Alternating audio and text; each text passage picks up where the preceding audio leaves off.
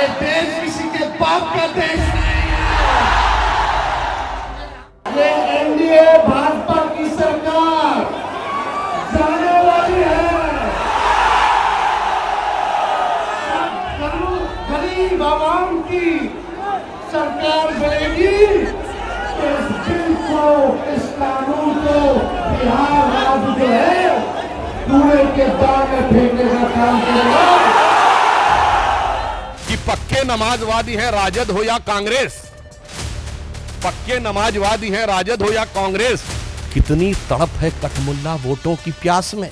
हम मंदिर भी सजाएंगे, मस्जिद भी सजाएंगे।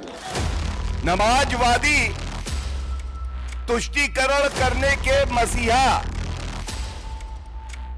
मौलाना तेजस्वी यादव जी, ये बताइए हमें, संविधान कभी पढ़े हैं? और आप बताइए, जो मौलाना हमको बोल रहे हैं, तो मौलाना का मतलब तो विद्वान ना होता है।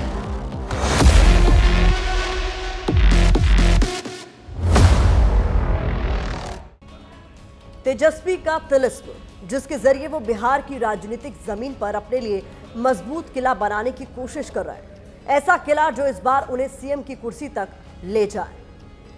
लालू यादव के बेटे तेजस्वी ने बिहार विधानसभा चुनाव के लिए अपनी पूरी ताकत झोंक दी है। उनकी एक आवाज पर लाखों की भीड़ जमा हो रही है और तेजस्वी अपने भाषणों में नीतीश सरकार के जाने की हुंकार भर रहे हैं। लेकिन सवाल यह है कि क्या ये इतना आसान है? जवाब है नहीं, आसान नहीं है और ये बात तेजस्वी भी बखूबी जानते हैं। इसीलिए अपनी रणनीति को तेजस्वी ने इस तरह से तैयार किया है कि अकेले ही विरोधियों का सामना कर सके, फिर चाहे वक्फ बिल के जरिए मुसलमान वोटों को साधना हो या फिर रोजगार और पलायन के मुद्दे पर बीजेपी को घेरना। तेजस्वी के लिए ये करो या मरो वाला चुनाव है, क्योंकि वो जानते हैं कि अगर जीते तो सीएम की कुर्सी पर बैठेंगे। हम मिट्टी के नहीं, हौसलों और हिम्मत के बने हैं। हम बिहार हैं, हमारी सोच में लहू नहीं, क्रांति दौड़ती है।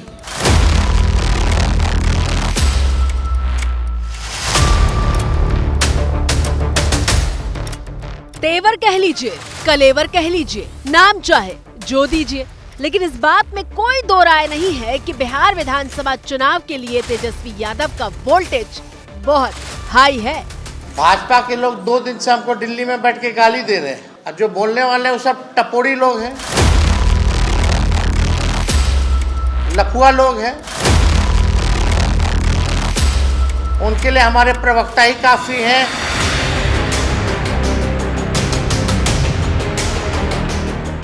सुना आपने, कोई फिल्टर नहीं लगाया और बिल्कुल ठेठ बिहारी अंदाज में बीजेपी पर तेजस्वी ने तीखा प्रहार कर दिया। जब लालू जी ने डरे तो लालू जी का लड़का भी डराने वाला नहीं।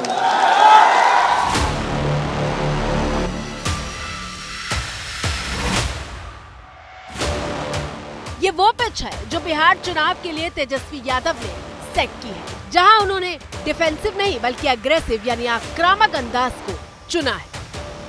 सब लोग समझते हैं कि नीतीश जी के साथ चुनाव के बाद क्या होने वाला है। इसकी पीड़ा है हमको, लेकिन खुद से उन्होंने इस रास्ते को चुना।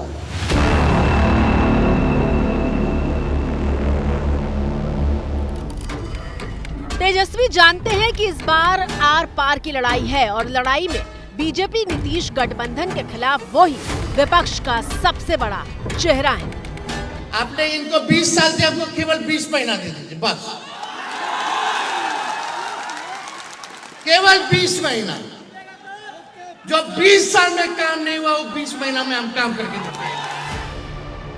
आमतौर पर कोई भी नेता सत्ता में आने के लिए 5 साल का वक्त मांगता है, लेकिन तेजस्वी सिर्फ 20 महीने यानी 2 साल से भी कम का वक्त मांग रहे हैं और इसीलिए कहा जा रहा है कि तेजस्वी बिहार चुनाव में फ्रंट फुट पर खेल रहे हैं।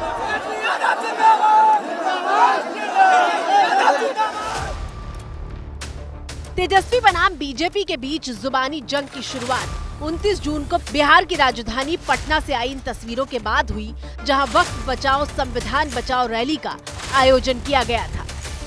ये एनडीए भाजपा की सरकार जाने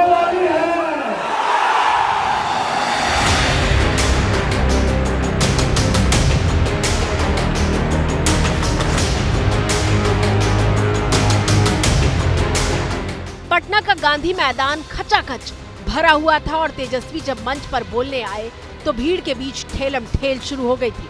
तेजस्वी ने भी माइक संभालते ही हुंकार भरी कि जैसे ही बिहार में आरजेडी की सरकार आएगी वक्फ बिल को कूड़े के ढेर में फेंक दिया जाएगा। भगवान की सरकार बनेगी तो इस बिल को, इस कानून को बिहार राज्य जो है कूड़े के दाग में फेंकने का काम करेगा।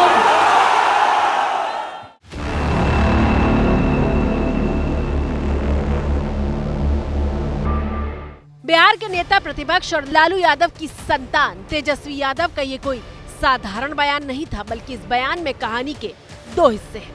पहला हिस्सा है तेजस्वी यादव की रणनीति और दूसरा हिस्सा है तेजस्वी का भय। तो चलिए शुरुआत तेजस्वी यादव के पहले हिस्से यानी रणनीति से करते हैं। हमारे स्वतंत्रता संग्राम की लड़ाई में चाहे हिंदू हो, मुसलमान, सिख हो या ईसाई, सब लोगों ने इस देश की आजादी के लिए कुर्बानी देने का काम किया था। ये देश किसी के बाप का देश नहीं है, ये हम सबों का देश है। तेजस्वी सोची समझी रणनीति के तहत मुसलमानों के मंच पर वक्फ बिल के खिलाफ हुंकार भर रहे हैं और ये मैसेज दे रहे हैं कि वो उनके सच्चे हितैषी हैं। तेजस्वी संदेश दे रहे हैं कि मुसलमानों को ओवैसी या प्रशांत किशोर के पास जाने की जरूरत नहीं है। बिहार में एनडीए को कोई हरा सकता है तो वो खुद तेजस्वी ही हैं। अब आपके मन में सवाल होगा कि तेजस्वी यादव ऐसा क्यों कर रहे हैं। दरअसल बिहार में इस बार माई यानी मुस्लिम यादव समीकरण के दरकने की आशंका है। यह आशंका इसलिए है क्योंकि जन स्वराज पार्टी के प्रशांत किशोर और ओवैसी बिहार में मुस्लिम वोटरों को टारगेट कर रहे हैं और तेजस्वी की चिंता इसलिए भी है क्योंकि उन दोनों का उनका प्रयोग भी सफल हो चुका है। प्रशांत किशोर की पार्टी का पहला एमएलसी मुसलमान है, जबकि 2020 बिहार विधानसभा चुनाव में ओवैसी की पार्टी के भी 5 मुस्लिम उम्मीदवार जीत चुके हैं। लेकिन फिर सवाल यह है कि मुस्लिम वोटरों के मुद्दे पर जंग बीजेपी और तेजस्वी यादव के बीच क्यों हो रही है। चलिए इसे समझने की कोशिश करते हैं।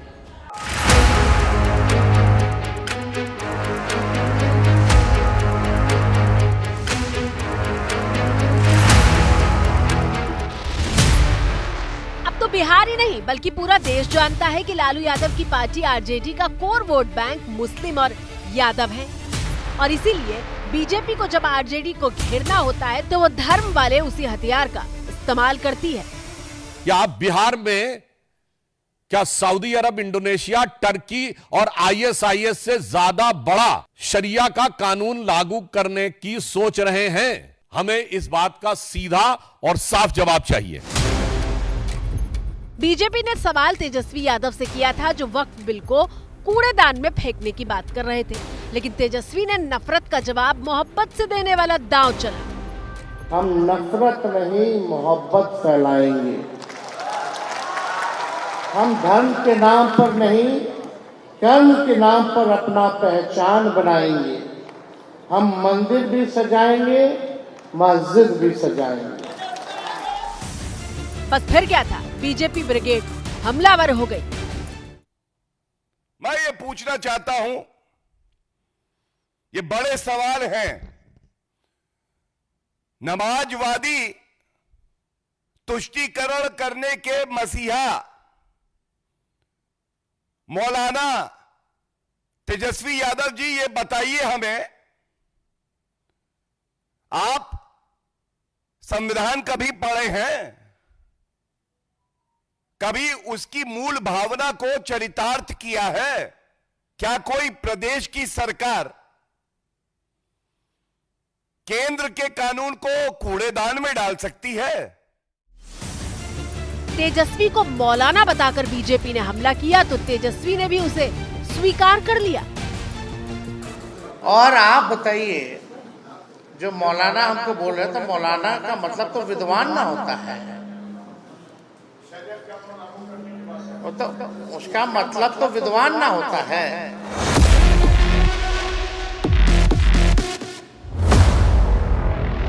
तेजस्वी यादव के मुसलमान वाले दाव पर बीजेपी भी सीधा अटैक कर रही है, क्योंकि बीजेपी चाहती है कि लड़ाई आमने सामने की हो। बीजेपी ये जानती है कि आखिरी वक्त तक मुसलमान बटेगा नहीं, तेजस्वी के पास ही जाएगा और इसीलिए बीजेपी 80 और 20 का दांव लगाकर चुनाव को ध्रुवीकरण के धार पर ले जाना चाहती है। आसान भाषा में कहें तो तेजस्वी को मुसलमानों का नेता बताकर हिंदू वोटों को बीजेपी अपने पाले में खींचना चाहती है। इनको तो चाहिए केवल शरिया कानून, इनको चाहिए हलाला। आप शरिया शरिया शरिया करो और भारतीय जनता पार्टी संविधान संविधान संविधान की बात करेगी। दरअसल बिहार के चुनाव में मुस्लिम वोट बैंक एक बड़ा फैक्टर है। बिहार में मुस्लिमों की आबादी करीब 18% है। सीटों के जरिए समझे तो 47 विधानसभा सीटें मुस्लिम बहुल हैं और इन 47 सीटों पर मुस्लिम आबादी करीब 20 से 40% है।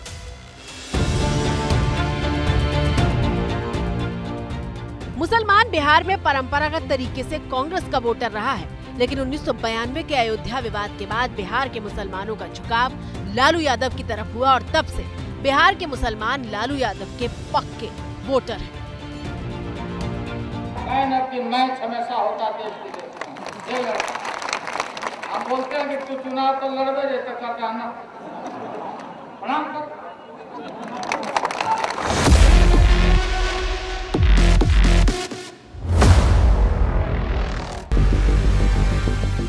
इसीलिए तेजस्वी मुस्लिम वोटों को आरजेडी से छिटकने नहीं देना चाहते। तो तेजस्वी की रणनीति क्या है ये तो आप समझ गए, लेकिन अब कहानी के दूसरे हिस्से में आते हैं, जो है तेजस्वी का भय। तेजस्वी को डर वोटर लिस्ट को लेकर है। बिहार में वोटर लिस्ट दुरुस्त करने की जो प्रक्रिया चल रही है उसको लेकर तेजस्वी लगातार सवाल उठा रहे हैं।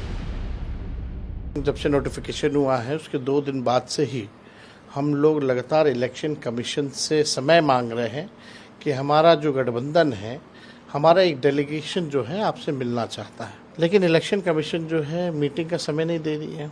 अब इलेक्शन कमीशन लगता है कि मोदी जी का कमीशन हो गया है, बीजेपी का कमीशन हो गया, और बीजेपी इस मामले में चुप है, नीतीश जी इस मामले में चुप है। ये लोग वोटर लिस्ट से डरे हुए हैं, चुनाव हार रहे हैं, तो इलेक्शन कमीशन जो है इनको पीछे से जो है मदद कर रहा है। वोटर लिस्ट को लेकर डर ऐसा है कि तेजस्वी यादव पिछले 1 हफ्ते में कई बार प्रेस कॉन्फ्रेंस कर चुके हैं।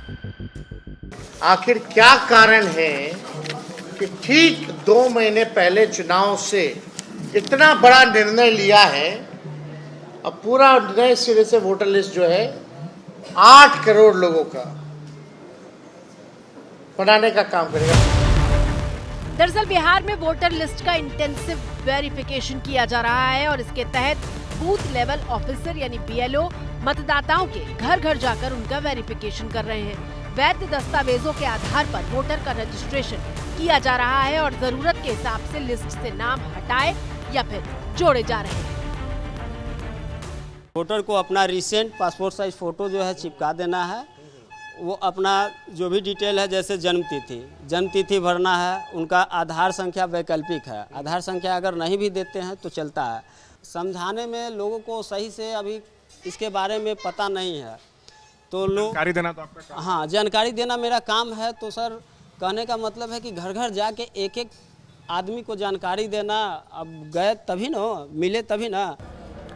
वोटर लिस्ट सत्यापन के लिए शामिल जरूरी दस्तावेजों में आधार कार्ड को शामिल नहीं किया गया है और इस पर विपक्ष का भारी ऐतराज है।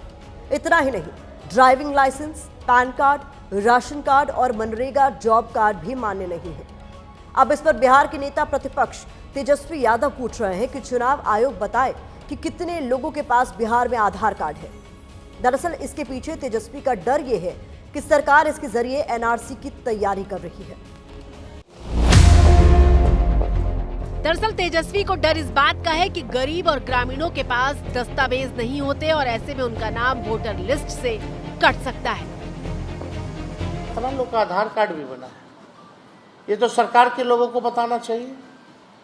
हम पूछना चाहते हैं कि सरकार के लोग या चुनाव आयोग पता करके बताए कि बिहार में कितने लोगों के पास आधार कार्ड है। तेजस्वी और तमाम विपक्षी नेता इसे एनआरसी की तरह बता रहे हैं, जिसमें नागरिकता साबित करने के लिए कड़े दस्तावेज मांगे जाते हैं।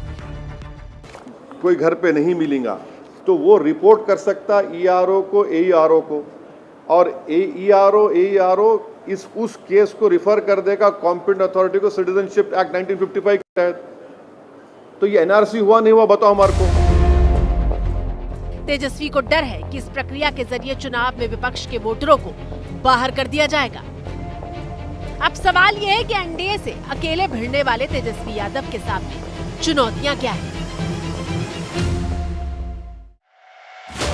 पहली चुनौती, तेजस्वी के सामने सबसे बड़ी चुनौती यह है कि एनडीए एकजुट है।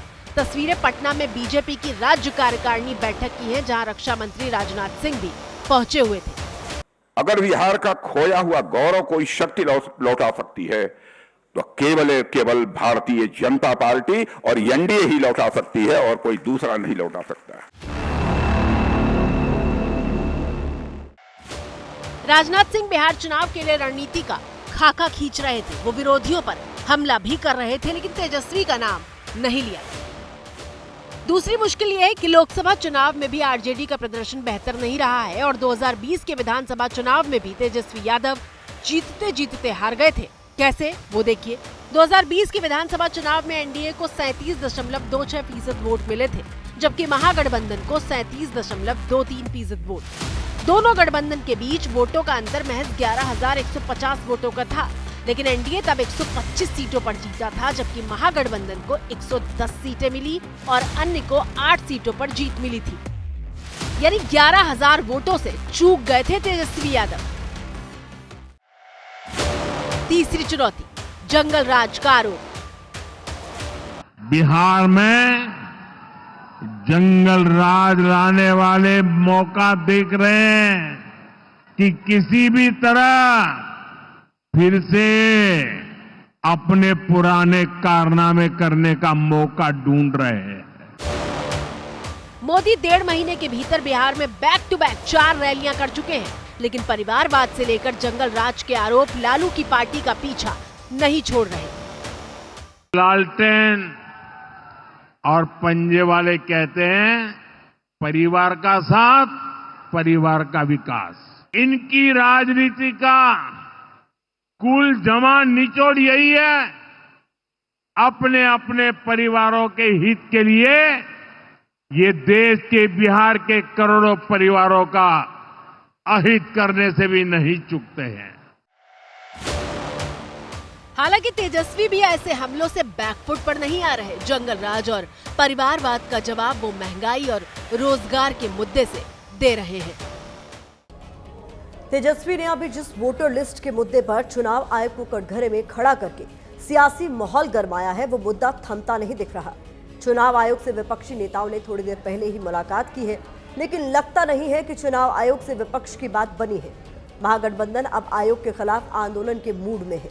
बिहार चुनाव से जुड़ी हर खबर सबसे पहले एबीपी न्यूज पर आप मेरे साथ देख सकेंगे। फिलहाल मेरे साथ भारत की बात में आज इतना ही। कल फिर होगी मुलाकात।